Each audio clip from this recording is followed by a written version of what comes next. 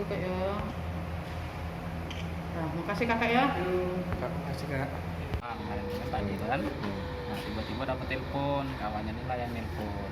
Katanya kecelakaan, tapi tidak tahu sudah meninggal atau belum kan. Nah itu, tapi ya sekarang ya nggak tahu sudah meninggal. Nyampe nasa ke sini. Kondisi waktu itu cak mana? Pas kita lihat korban. Pas gitu lihat korban. Kalau kami lihat itu kakinya itu robek, terus maaf nih ini terus kepalanya itu sudah hancur.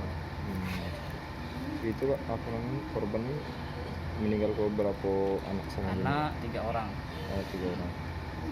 Ini kita sebagai keluarga harapannya apa Pak dengan kejadian ini? Ya harapannya ya mungkin untuk keluarganya Ya. ya mungkin dapat santunan lah mungkin dari ya yang punya proyek gitu kan ya semoga keluarganya juga tambah.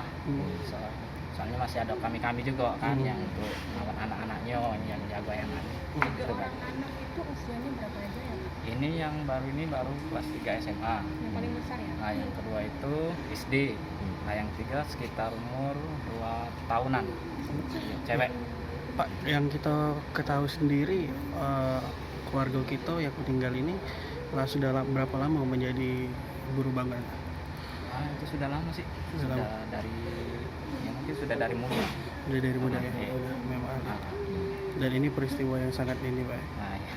Dan Ini rencana Selanjutnya Pak akan dimakamkan di mana? Kalau jadi sih mungkin di kandang kawat. Kapan itu harinya tuh?